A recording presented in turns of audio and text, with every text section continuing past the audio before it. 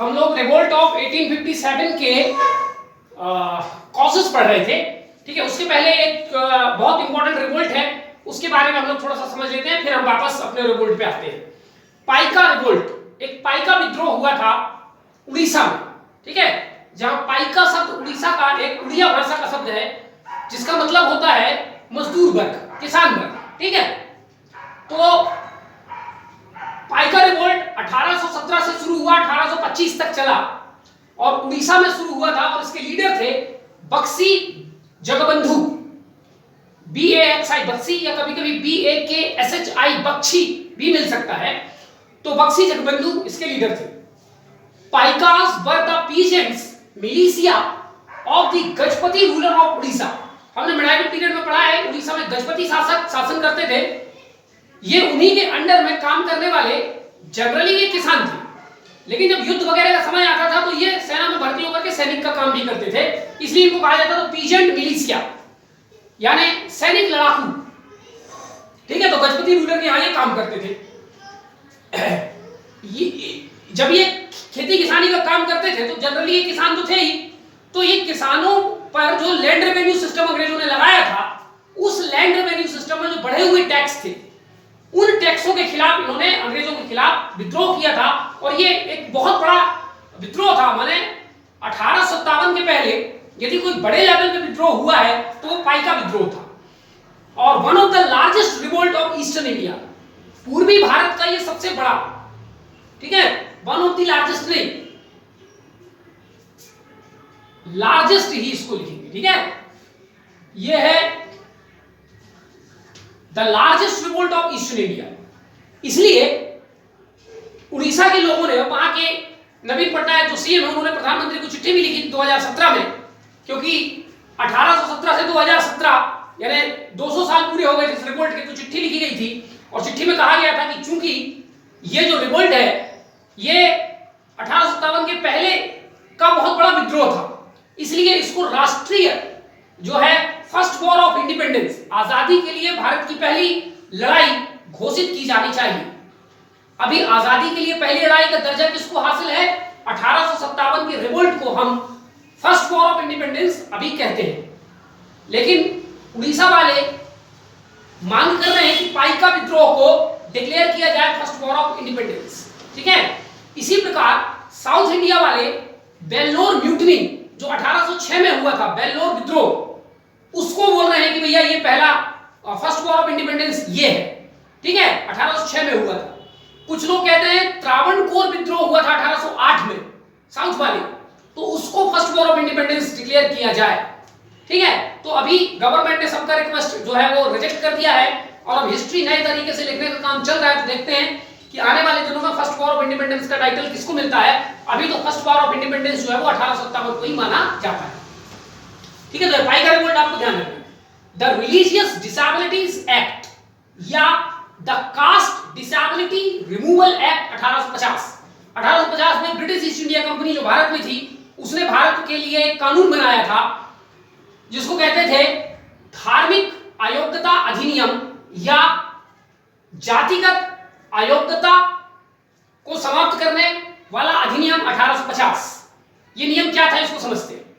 ये नियम ये था कि इसके पहले भारत में धर्म परिवर्तन, जब इस्लाम भारत में आया तो धर्म परिवर्तन जबरन करवाया गया, हिंदुओं को मुस्लिम बनाया गया।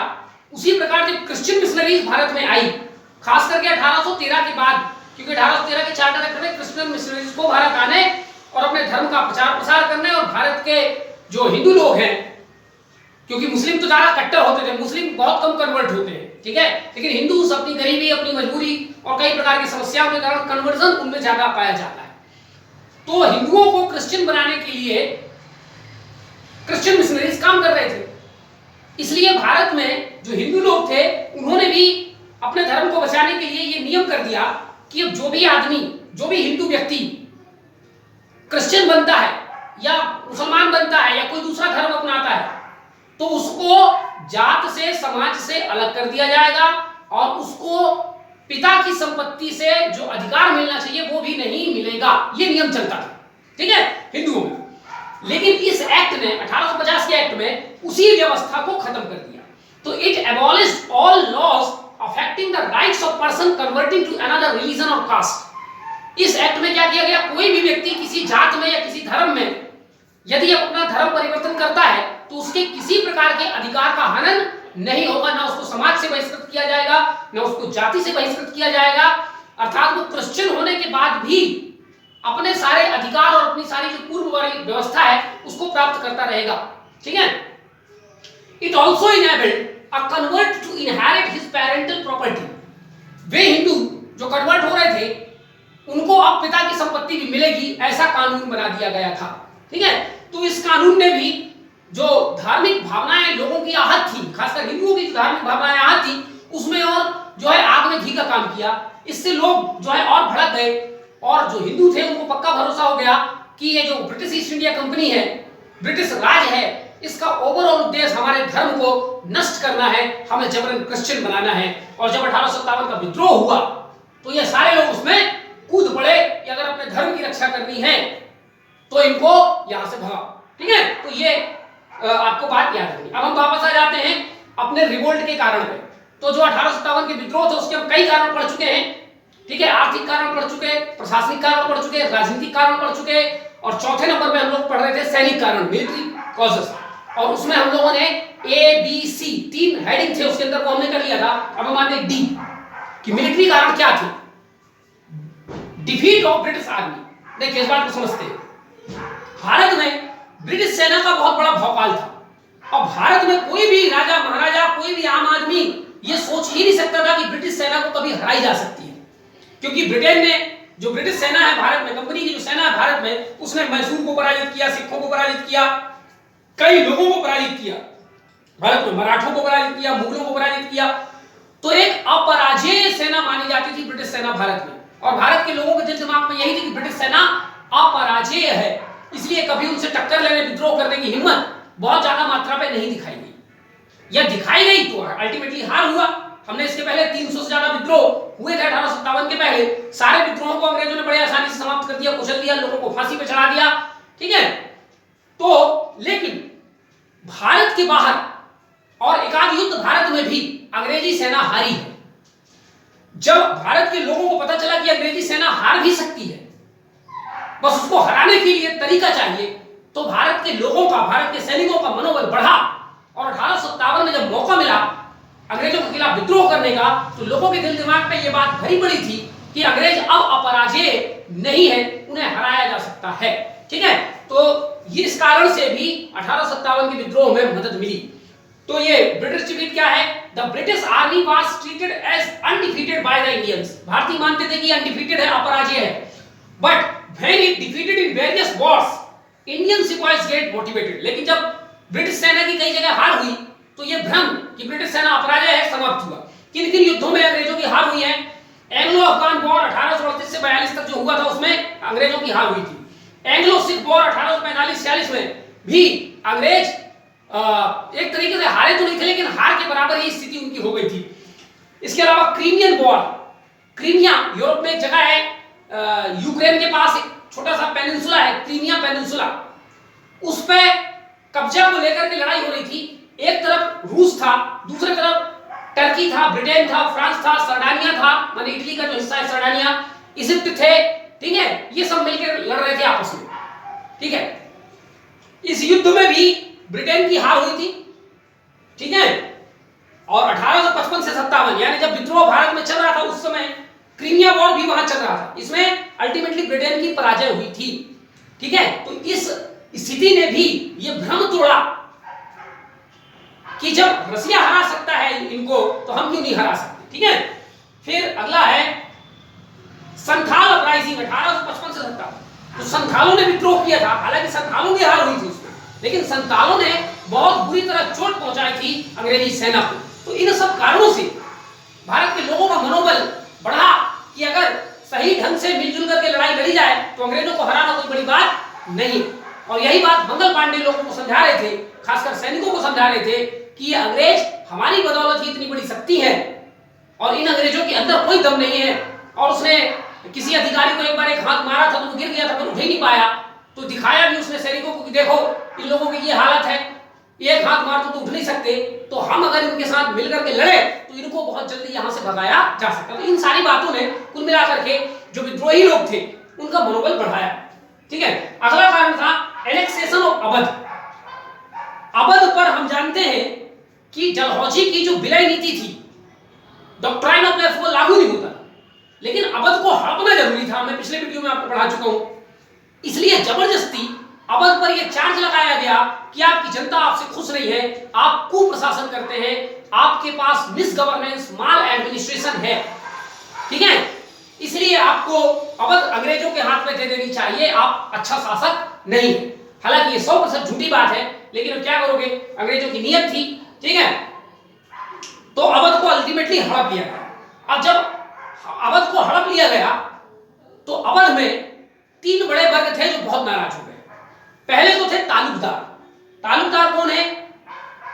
अवध के जो नवाब थे वाजिद अली शाह, वो अपने पूरे अवध के शासन प्रशासन को संभालने के लिए कुछ लोगों को नियुक्त किए थे जो सामंतवादी व्यक्ति थे, सामंती व्यक्ति थे, उनको जमींदार टाइप के व्यक्ति थे, उनको यहां तालुकदार कहा जाता था।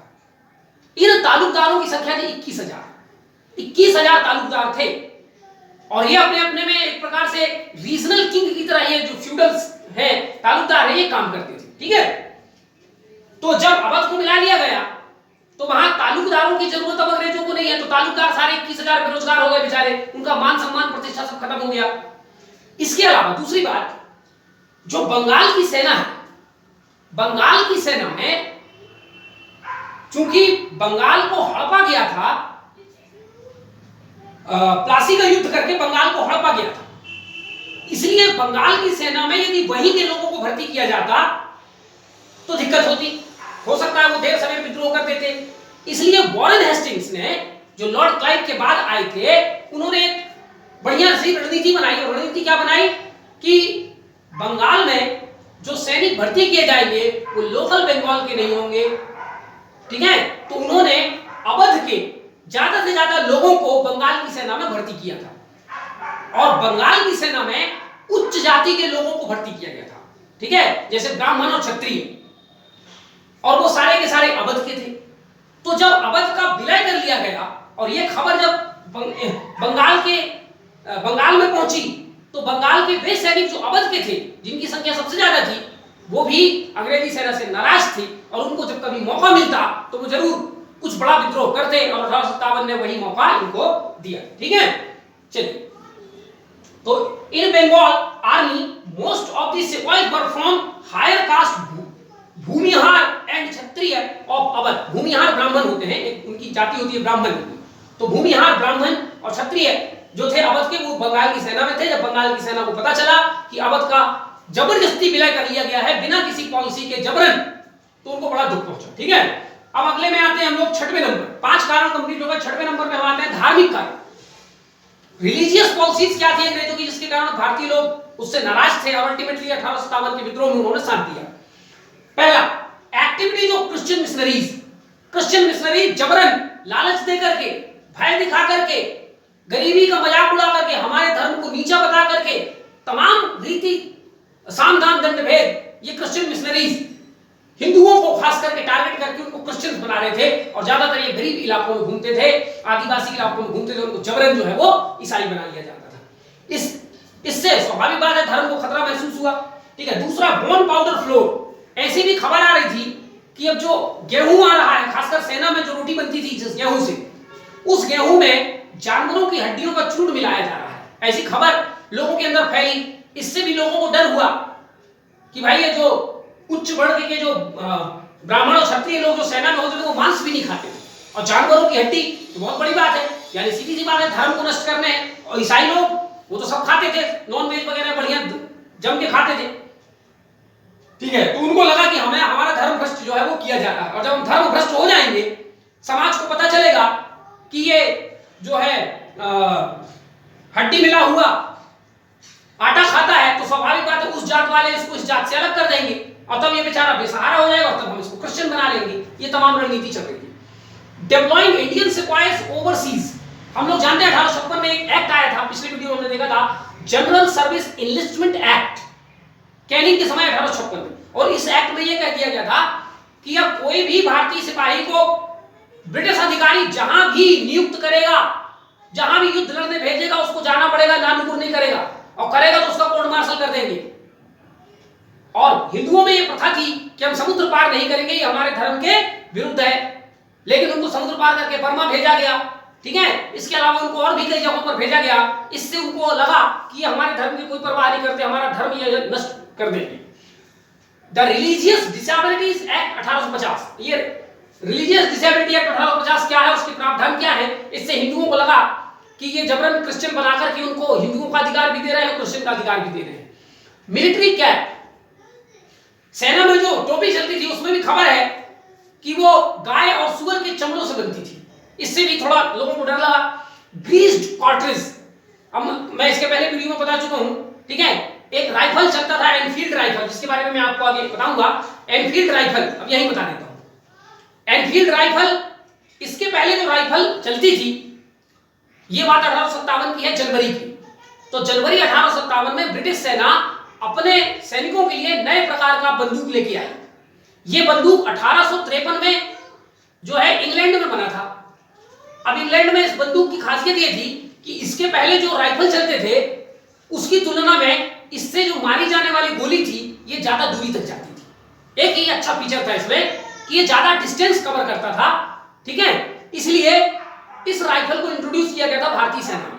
सबसे पहली बार इसको बैरकपुर में और मेरठ में इस राइफल को इंट्रोड्यूस किया गया। जब ये राइफल को दिया गया तो इस राइफल में जो लोडिंग की प्रक्रिया है, जो गोली हम लोड करते हैं, वो प्रक्रिया पहले की तरह ही थी। लोडिंग कैसे करते हैं, आपके पास एक छर्रा होता है गोली की तरह, उस छर्रे को पहले आप नली में डालते हैं, उसके बाद आपको एक पुड़िया मिलेगी, उस पुड़िया में बारूद भरा होता है, ठीक है, और बारूद और छर्रे उसी पुड़िया में रहते हैं दोनों। तो चूंकि नली में पर्याप्त फ्रिक्शन होनी चाहिए, इसलिए जो छर्रा है वो एक चर्बी युक्त होता था, माने उसमें ग्रीस्ड लगी हुई होती थी ताकि फ्रिक्शन नली में प्रॉपर बनी रहे, ठीक है। तो वो छर्रा निकाला। अच्छा, अब वो जो पैकेट है, जिस पैकेट में छर्रा और बारूद दोनों रखे हुए हैं, तो उसके अंदर जो छर्रा है, ठीक है, वो तो ऑलरेडी ग्रीस लगा हुआ है। अब उसको मुंह से फाड़ना होता था, उस पैकेट को जब मुंह से फाड़ेंगे तो छर्रा निकलेगा, ठीक है। फिर उस छर्रे को नली में डालेंगे, उसके बाद उसमें से जो बारूद है, गन पाउडर है, उसको उस नली में डालेंगे, और फिर उससे ऐसे ऐसे उसको अंदर किया जाता है, और जब अंदर कर देते हैं उसके बाद उसको नली को ऊपर करते हैं और फिर जो है फायरिंग करते हैं। तो कुल मिलाकर के ये है कि जो एनफील्ड राइफल में जो गोली लगाई जाती थी, उस गोली में चिकनाई के लिए जो ग्रीस लगाई जाती थी वो सुअर और गाय की चर्बी का बना हुआ होता था। इससे भारत के हिंदुओं को भी लगा कि हमारे धर्म खतरे पे है, और मुसलमानों को भी लगा कि हमारा धर्म खतरे पे है, ठीक है। अगली बात, Christian priest recruited in military. इन्होंने भारतीय सेना में, जो उस समय की सेना थी, उसमें एक क्रिश्चियन प्रीस्ट को रखा जाता था हर रेजिमेंट में, और वो वहां जाकर के इस प्रकार से भाषणबाजी करते थे ताकि इनका मन परिवर्तन हो और ये क्रिश्चियन बन जाए, ठीक है। वेरियस सोशियो रिलीजियस रिफॉर्म, इसके अलावा उन्होंने बहुत सारे सामाजिक धार्मिक सुधार किए भारत में। सती प्रथा को खत्म किया, विडो रीमैरिज को अलाउ किया, नरबली प्रथा को खत्म किया। ऐसे तमाम चीजों को लोगों को लगा ये हमारे धार्मिक रीति रिवाज है, इस पे आपको हस्तक्षेप करने का कोई अधिकार नहीं है, आप विदेशी हैं, आप अपने हिसाब से शासन प्रशासन जो लगे करो, ठीक है। Taxing lands belonging to temples, mosques and other charitable institution. Bharat में जितने भी धार्मिक स्थल थे, मंदिर, मस्जिद, गुरुद्वारे, चर्च वगैरह, चर्च को छोड़ करके, ठीक है, तो उसकी भूमि पर आज तक कोई राजा ने टैक्स नहीं लगाया था, इन्होंने टैक्स लगाना शुरू कर दिया। कुल मिला के इन्हें भारत में क्रिश्चियनिटी के अलावा बाकी जितने धर्म थे सबको ये तबाह करना चाहते थे, सबके धर्म को नष्ट भ्रष्ट करके सबको ईसाई बनाने के लिए इनकी एक मंशा थी, ठीक है। इसके अलावा रेशियल रिलीजियस सुपीरियरिटी, वो व्यवहार भी इस प्रकार से करते थे कि उनकी नस्ल सबसे श्रेष्ठ है संसार में और बाकी सारे नस्ल निकृष्ट हैं, गोरे दुनिया में सबसे अच्छे हैं, और उनका धर्म क्रिश्चियनिटी सुपीरियर है पूरी दुनिया में, बाकी सब खराब है, बेकार है। और इसी फीलिंग के साथ वो हमें इंफीरियर ट्रीट करते थे, हमारे धर्म को, हमारे धार्मिक साहित्यों को, हमारे रीति रिवाजों को, हमारी प्रथा परंपराओं को इंफीरियर मानते थे ताकि इनका मन परिवर्तन हो, ये हमारी तरह सुपीरियर बने, अर्थात क्रिश्चियन बने। ठीक है, ये सब लोगों को दिक्कत थी और अल्टीमेटली 1857 के विद्रोह में लोगों ने भाग लिया। एग्रेरियन कॉजेस, कृषि कारण क्या थे, कृषिगत कारण, कृषि से जुड़े कारण, तो मैं पीछे ही आपको पढ़ा चुका हूं। ठीक है, कमर्शलाइजेशन कर दिया गया था, कैश क्रॉप्स अपनाया गया था, फार्मर्स के ऊपर हद से ज्यादा टैक्सेस लगाए जा रहे थे, ये तमाम व्यवस्था मैं आपको पीछे की वीडियो में बता चुका हूं। इसके अलावा एक और एक्ट आया था 1856 में, ये एक्ट क्या था देखते हैं, द समरी सेटलमेंट एक्ट 1856, ये इस एक्ट का नाम है। ये एक्ट सबसे पहले नॉर्थ वेस्ट प्रोविंस में, नॉर्थ वेस्ट प्रोविंस यानी वही पंजाब सिंध का इलाका, वहां पर ये लागू हुआ था, बाद में इसको अवध में भी लागू किया गया। ये एक्ट क्या कहता है, ये एक्ट ये कहता है कि अब टैक्स कलेक्शन में कोई मिडिलमैन नहीं होगा, कहीं पर भी जो टैक्स कलेक्ट किया जाता है उसमें मिडिलमैन नहीं होगा। ठीक है, ठीक है, बहुत अच्छी बात। इससे अवध को क्या दिक्कत थी तो मैं आपको बताता हूं कि अवध में तालुकदार थे 21,000 तालुकदार। ठीक है, लगभग 21,000 तालुकदार थे वाजिद अली शाह नवाब के अंडर में, और ये मिडिलमैन थे, टैक्स कलेक्शन का काम करते थे, लॉ एंड ऑर्डर मेंटेन का काम करते थे, जस्टिस करने का काम अपने इलाकों में करते थे, यानी तालुकदारों का बड़ा भौकाल था। तो ये मिडिलमैन थे बादशाह और जनता के बीच में, माने जो नवाब थे वहां के और जनता के बीच में। लेकिन जब अवध को हड़प लिया गया और अवध पे ये वाला कानून लागू कर दिया गया, तो अब तालुकदारों की वहां कोई जरूरत नहीं है, अब अंग्रेज अपने अधिकारी रखेंगे कर वसूली करने के लिए। ठीक है, तो तालुकदारों का सारा कमाई का जरिया, उनका भौकाल का जरिया खत्म हो गया। तो इसलिए अल्टीमेटली ये जो सारे तालुकदार थे, इनके कंट्रोल में वहां के किसान भी हुआ करते थे, क्योंकि जो तालुकदार थे वो लोकल थे और किसानों का उतना शोषण नहीं करते थे, क्योंकि अल्टीमेटली उनके ऊपर वाजिद अली साहब बैठा होता था, नवाब। लेकिन जब अंग्रेजों ने अपने अधिकारी नियुक्त किए तो उन्होंने शोषण करना शुरू किए, और इसके एग्जाम्पल हमको बहुत पहले से मिलते आ रहे हैं। तो इन तालुकदारों ने खुद तो अंग्रेजों के खिलाफ विद्रोह किया, किसानों को भी तैयार किया कि अगर वे आपसे टैक्स वसूलना शुरू करेंगे तो आपकी खैर नहीं है। उदाहरण आप देख लो, बाकी और बंगाल, बिहार और भी कई जगह देख लो। ठीक है, तो किसानों ने भी साथ दिया, तो एक कारण यह था, बाकी पिछले सारे कारण आप समझ लीजिए। 1857 के विद्रोह का एक कारण इन्फ्लुएंस ऑफ आउटसाइड इवेंट, दुनिया में भारत के बाहर जो जो घटनाएं हो रही थी, उन घटनाओं का भी प्रभाव जो है वो 1857 के विद्रोह में पड़ा। वो घटना क्या थी, वो घटना यही थी, British defeat in various Wars. अंग्रेज भारत के बाहर कई जगह हार रहे थे।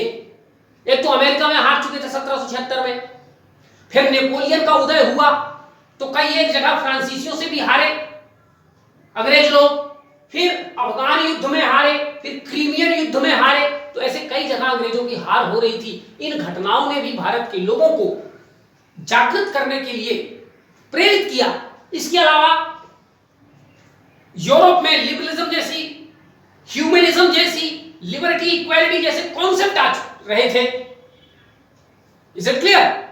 तो ये सारी विचारधाराओं का प्रभाव भी भारत के कुछ पढ़े लिखे लोगों में या किसी तरीके से जब पहुंचा, तो लोगों को लगा कि ब्रिटिश सत्ता अपराजय नहीं है, जरूरत है सही समय पर सही एक्शन लेने की, मिलजुल कर एक्शन लेने की, और हम अंग्रेजों को हरा सकते हैं। ठीक है, तो ये तो थे सब कैपिटल ए। कैपिटल ए माने फंडामेंटल या जनरल कॉजेस। अब कैपिटल बी में हम देखेंगे इमीडिएट कॉज। ये सब तो पिछले 100 सालों में कारण बन रहे थे, धीरे धीरे धीरे धीरे।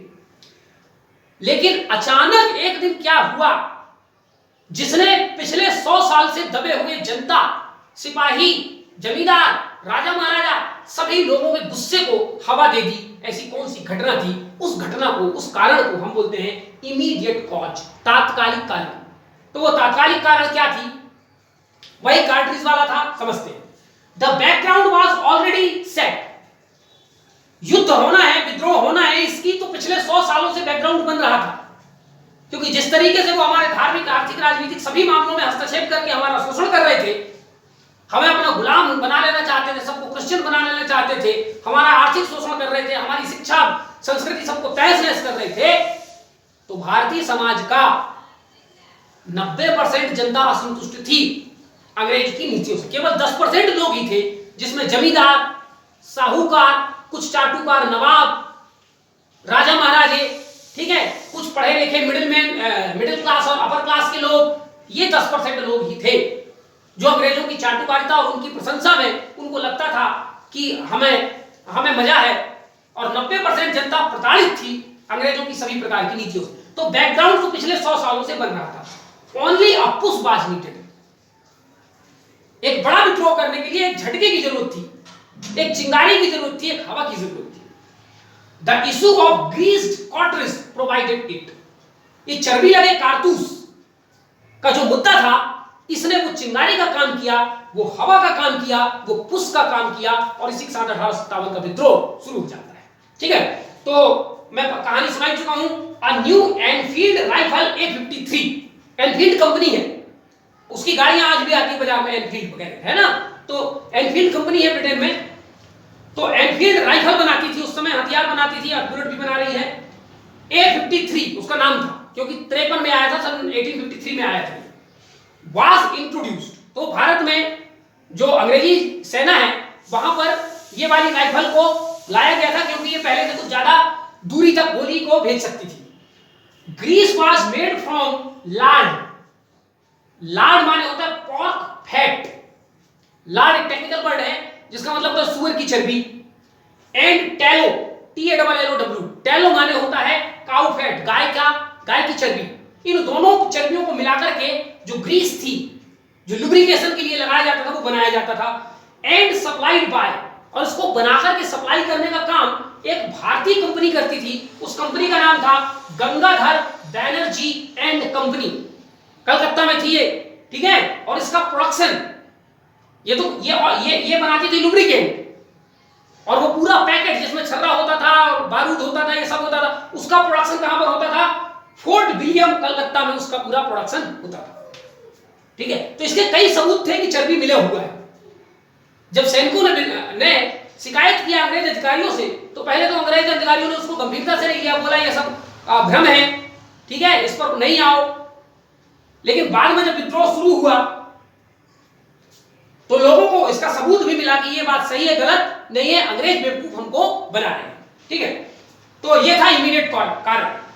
अब इसके कारण क्या हुआ कि अब बिगिनिंग कैसे होती है और फिर आगे बढ़ता कैसे, रिपोर्ट हम देखते हैं। 29 मार्च 1857, इसके पहले एक फरवरी में भी एक घटना घटी थी, आपको याद होगा। ठीक है, 19th battalion of Bengal native infantry, मैं पिछली वीडियो में पढ़ा चुका हूं, लेकिन वो थोड़ा और है। उसके बाद 29 मार्च 1857 को बैरकपुर कलकत्ता के पास 34th regiment of BNI, Bengal native infantry, Bengal की पैदल सेना की 34वीं रेजिमेंट, इसी में मंगल पांडे सिपाही के रूप में कार्य करते थे। मंगल पांडे ने मना कर दिया कि हम दांत से छील करके इस कार्ट्रिज को राइफल में लोड नहीं करेंगे, जो करना है करो। ठीक है, इन्होंने बगावत कर दिया। इवन इन्होंने एक ब्रिटिश सार्जेंट थे, कर्नल बाग, सॉरी लेफ्टिनेंट बाग, उसका नाम था लेफ्टिनेंट हेनरी बाग, मैंने बाग मत लिखा है, ध्यान रखिए। उस सार्जेंट को इन्होंने गोली नहीं मारा था, लेकिन वो गोली इनको लगी नहीं थी, इनके घोड़े को लग गई थी। ठीक है, फिर इनको पकड़ने के लिए दौड़े तो इन्होंने अपने आप को गोली मार लिया, लेकिन फिर इनको बचा लिया गया। और फिर ईश्वरी प्रसाद वगैरह का पूरा एपिसोड में पीछे वीडियो में आपको बता चुका हूं। तो मंगल पांडे के बारे में बात हो गई। ठीक, अब मंगल पांडे की घटना के बाद जो बैरकपुर है, बैरकपुर से घटना पहुंच गई मेरठ। कहां पहुंच गई?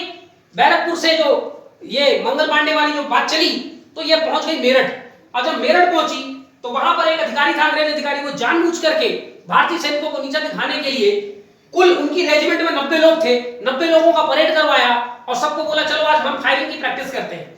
और वही चर्बी लगे कारतूस लाके दे दिया, बोले इसको मुंह से छील करके लगाओ। 90 में से 85 लोगों ने मना कर दिया, बोले हम नहीं करेंगे। केवल 5 लोग थे जिन्होंने उनकी आज्ञा का पालन किया।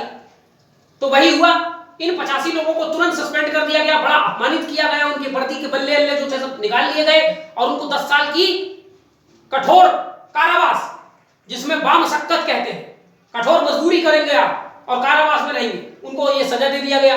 और जो 5 लोग थे उनको बड़ा प्रमोट कर दिया गया, उनकी पीठ थपथपाई गई, बहुत अच्छे बोले, तुम लोग बड़े हमारे जो है बहादुर सिपाही हो, ऐसे सब। ठीक है, जब ये घटना पहुंची कि भाई 85 लोगों को 10 साल की सजा सुना दी गई है, ये घटना पूरे मेरठ में फैल गई। ये घटना है 9 मई को। तो 10 मई को मेरठ के और भी सिपाही जो थे उन्होंने विद्रोह कर दिया।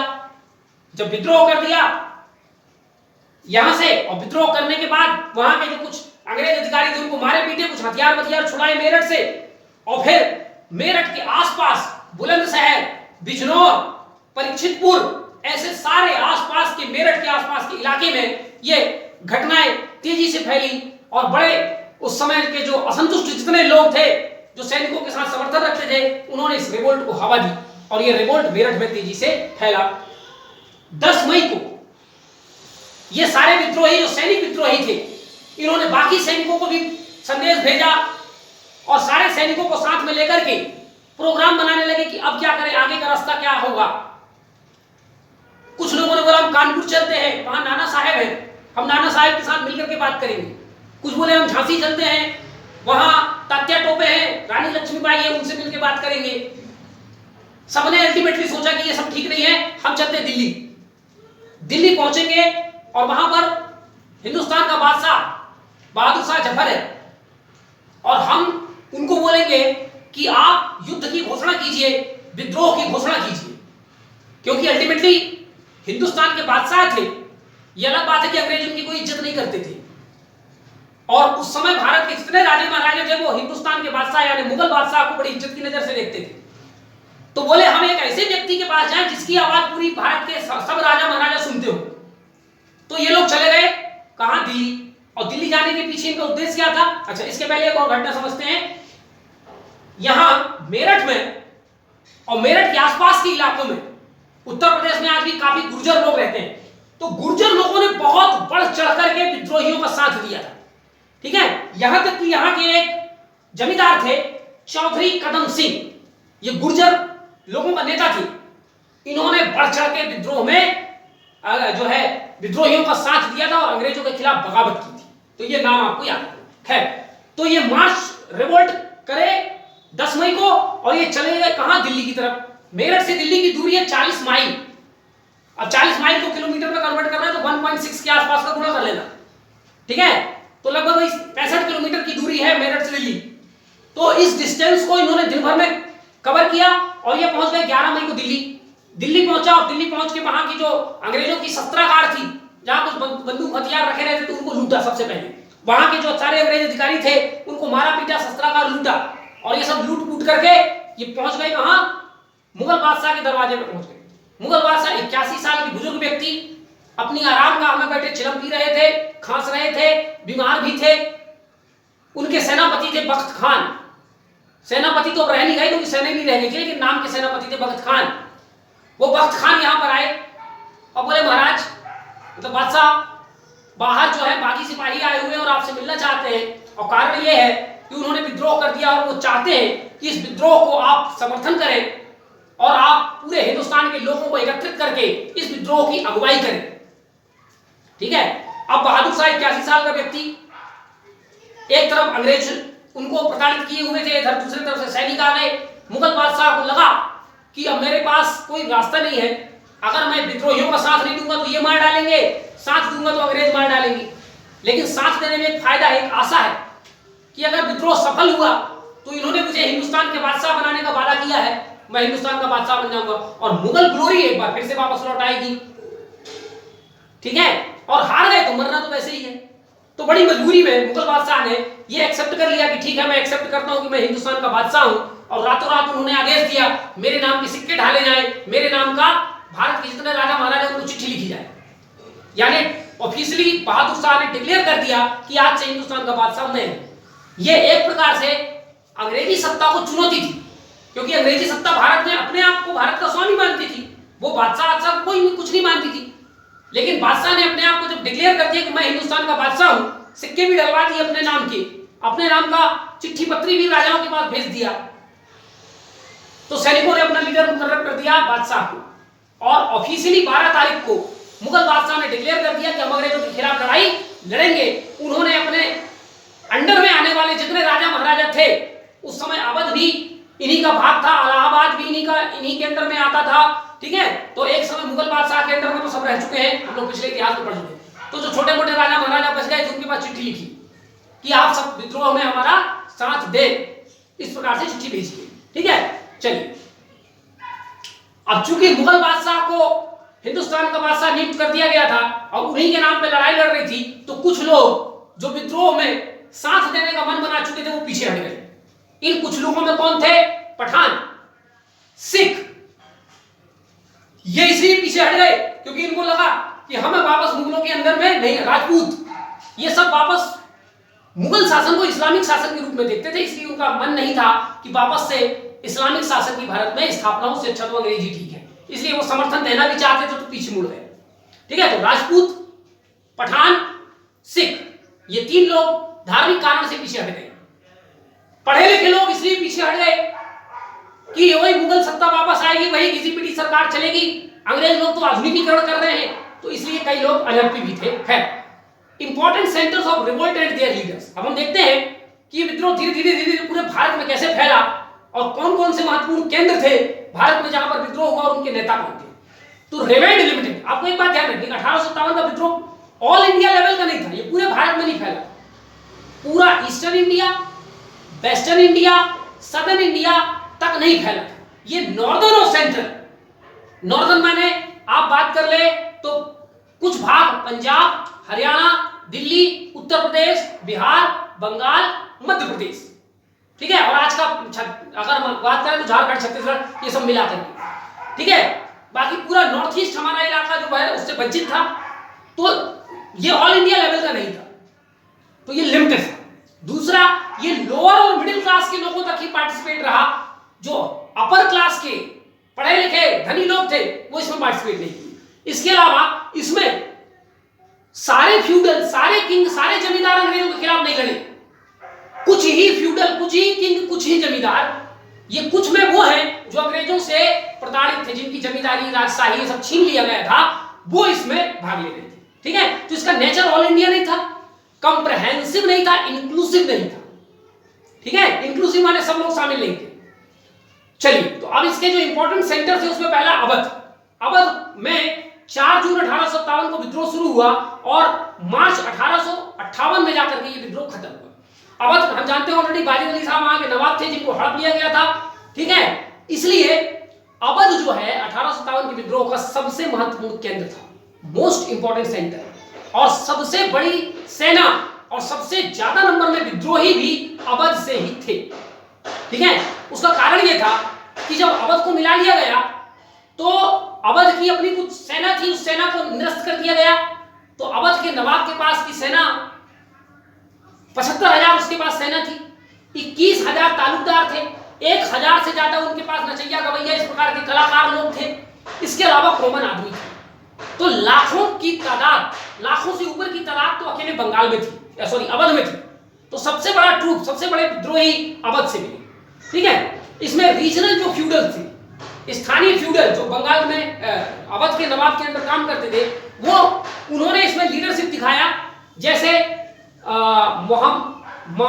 मोहम्मद अहमदुल्ला, ये मोहम्मद अहमदुल्ला फैजाबाद में फ्यूडल थे और फैजाबाद में उन्होंने विद्रोहियों का नेतृत्व किया। अजीमुल्ला खान फतेहपुर में, बेगम हजरत महल जो कि पत्नी थी नवाब वाजिद अली शाह की, और नवाब वाजिद अली शाह इस विद्रोह के पहले ही गुजर चुके थे, तो उनकी पत्नी और फिर उनका बेटा बिजनेस कादिर, वो लखनऊ में जो उनकी राजधानी थी अवध की, वहां पर उन्होंने नेतृत्व प्रदान किया। तात्या टोपे, नाना साहेब कानपुर में थे। ठीक है, अब इसमें जो मुस्लिम लीडर थे अजीमुल्ला और अहमदुल्ला, इनको लगा कि मुसलमान भाइयों का साथ इस विद्रोह में लेना बहुत जरूरी है, इसलिए उन्होंने इस विद्रोह को जिहाद डिक्लेयर कर दिया। बोले ये जिहाद है, और जब जिहाद का नारा दे दिया गया तो हिंदू मतलब तो पार्टिसिपेट कर ही रहे थे, मुसलमान लोग भी इसमें पार्टिसिपेट कर रहे थे। और हम आगे चल के पढ़ेंगे कि 1857 के विद्रोह की सबसे अच्छी खूबसूरती यही है कि इसमें हिंदू मुसलमान अपने जातिगत धार्मिक मतभेद को भुला करके, कंधे से कंधा मिलाकर के इस विद्रोह में दोनों साथ साथ लड़े थे। हिंदू मुसलमान एकता की जबरदस्त मिसाल हमें इस विद्रोह में देखने को मिलती है। ठीक है, कुछ बड़े लोगों के, मुसलमानों उलेमा वर्ग को छोड़ दे तो। ठीक है, तो ये था। तो रीजनल लीडर्स कौन कहां था ये आपको ध्यान से समझना है।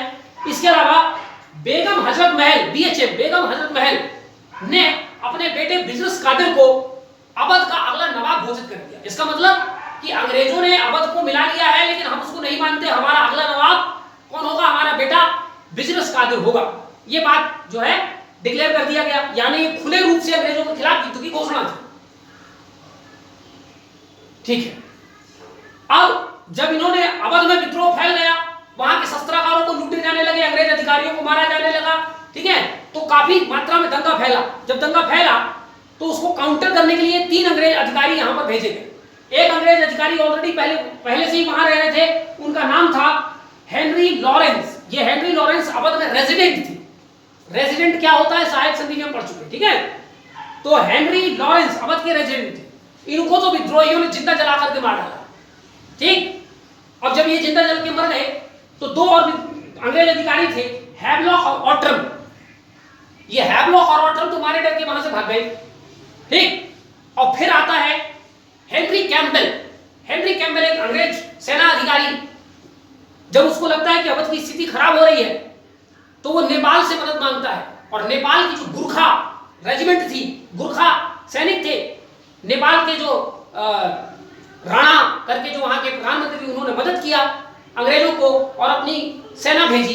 गुरखा रेजिमेंट जो गुरिल्ला वार लड़ने में और लड़ाकू में नंबर 1, उनको लेके पहुंचे अवध, और उस गुरिल्ला और गोरखा रेजिमेंट के कारण अल्टीमेटली अवध में मार्च 1858 तक अंग्रेजों को सफलता मिली, और अवध में जितने विद्रोहियों थे उनको फांसी की सजा दे दी गई, गोली मार दिया गया, तोप के मुंह में बांध के उड़ा दिया गया। कुल मिलाकर के मार्च आते आते तक, मार्च के एंड तक अवध में जो दंगा था, जो विद्रोह था, वो ठंडा पड़ने लगा, ठीक है।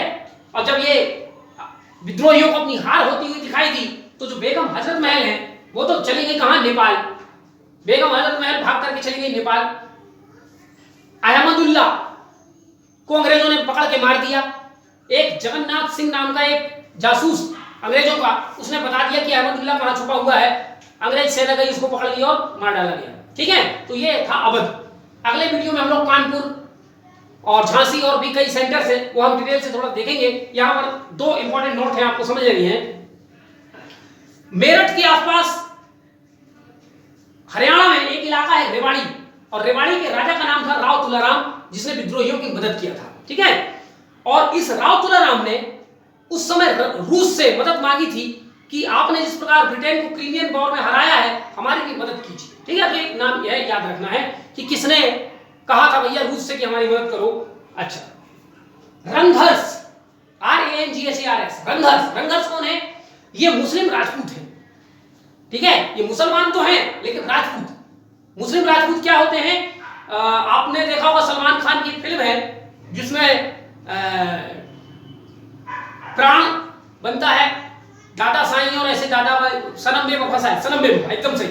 तो उसमें जो कुछ मुसलमान होते हैं उनके अंदर वही गौरव और वही फीलिंग होती है जो राजपूतों में होती है, ठीक है। उनको तो ये मुस्लिम राजपूत है जो कि रंघर कहलाते हैं। एंड गुर्जर, और जो गुर्जर है इन्होंने सबसे भयानक टक्कर अंग्रेजों को दिया था, ये आपको ध्यान रखना। तो सबसे बड़े शत्रु अंग्रेजों के कौन थे? ये रंघर और गुर्जर, ठीक है। तो यहां तक ये बात हम खत्म करते हैं। नेक्स्ट वीडियो में हम कुछ और इंपॉर्टेंट सेंटर्स इस विद्रोह का देखेंगे। धन्यवाद।